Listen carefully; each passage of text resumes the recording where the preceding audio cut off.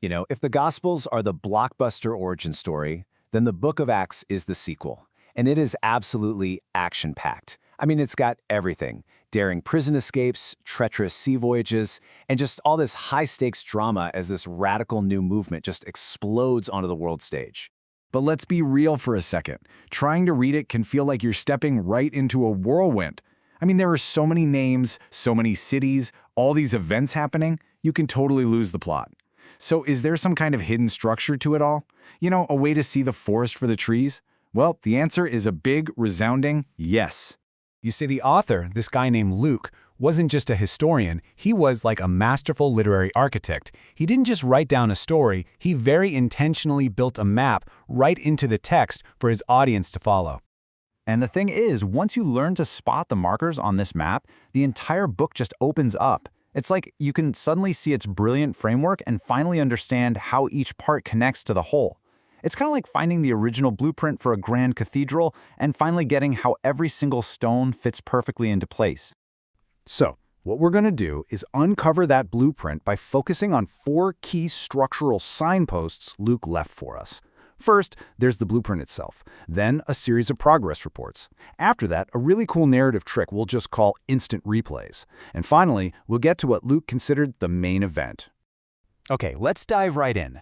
Our very first signpost is the master plan for the entire book. And get this, it's all laid out in a single powerful verse spoken by Jesus right at the beginning. Right there, in Acts chapter 1, verse 8, Jesus gives what is basically a 3-phase mission briefing. It's a prophetic promise that also just happens to be the perfect table of contents for the whole book. Seriously, think of it as the movie trailer, previewing the 3 acts of this epic story that's about to unfold. And would you look at this? The book follows this agenda with incredible precision. Act 1, that's chapters 1 through 7, is set entirely in Jerusalem. Then Acts 2, chapters 8 through 12, that's the expansion out into the surrounding regions of Judea and Samaria. And finally, Act 3, from chapter 13 all the way to the end, follows the mission as it pushes out to the ends of the earth, which ends up being Rome, the very heart of the Gentile world. But here's what's really interesting. This expansion isn't just about geography. It's about shattering cultural and religious barriers. The message moves so methodically from devout Jews in the Holy Land to their sworn enemies, the Samaritans, then to Gentiles who are kind of sympathetic to Judaism, and finally to pagans deep in idol worship. So this isn't just a story about covering ground. It's a story of boundaries being absolutely obliterated. Okay, let's move on to our second signpost. Every few chapters, Luke kind of hits the pause button on the action to give us these short, really powerful summary statements. They act like a recurring headline, updating us on the incredible momentum of the mission.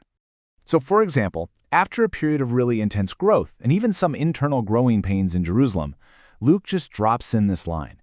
It's his way of telling us, hey, despite all the challenges, the mission is still advancing. Then a few chapters later, right after a king has one of the apostles executed and another one thrown in prison, Luke does it again.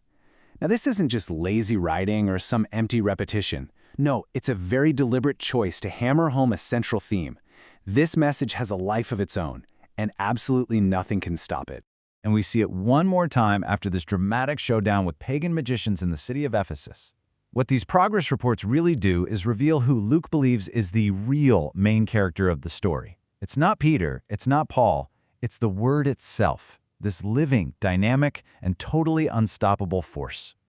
Now, what's so fascinating about this next signpost is that Luke uses a literary technique that most modern writers would avoid at all costs. Yeah, you heard me right. He tells the same story more than once, on purpose. In fact, there are 3 specific, totally game-changing events in the book of Acts that Luke thinks are so pivotal, so foundational to the whole narrative, that he literally gives us the instant replay. So here they are.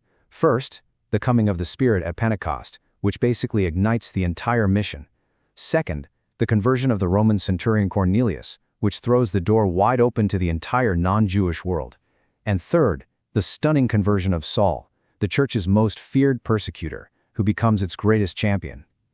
By repeating these stories, Luke is basically grabbing us by the shoulders and shouting, "Pay attention. These aren't just moments in the plot. These are the world-changing turning points." Okay, this brings us to our final signpost, and this one reveals what Luke considered the true highlight of his story. It wasn't the astonishing miracles, or the dramatic healings, or even the supernatural jailbreaks. Nope, it was something else entirely. Believe it or not, a full 30%, that's nearly a third, of the entire book of Acts is made up of sermons and speeches. Luke dedicates a massive amount of his narrative real estate just to preserving the content of what the apostles were actually preaching. And this right here is a perfect example. In Acts chapter 3, the incredible miracle of a man who couldn't walk being healed, it's described in just 10 verses. But Peter's sermons explaining the meaning and the significance of that miracle, they take up a combined 22 verses. The pattern is crystal clear. The miracles are often just the catalyst, but the message is always the main event. So here's the crucial point. When you put all 4 of these signposts together, the geographical blueprint from chapter 1, the recurring progress reports on the word's growth, the strategic repetition of key turning points, and the overwhelming focus on preaching, well, the grand theme of the book just emerges with absolute clarity. Acts is the story of an unstoppable message propelled by the Spirit of God, breaking through every single geographical, cultural, and social barrier it encounters. You know, Luke gave us this map not just so we could admire the book's clever structure, but so we could navigate its rich, complex story with confidence. He gave us the key to unlock its meaning. With these 4 signposts in your back pocket, you're no longer just a reader wandering through a dense text, you're an explorer with a guide. So the only question left is, what will you discover?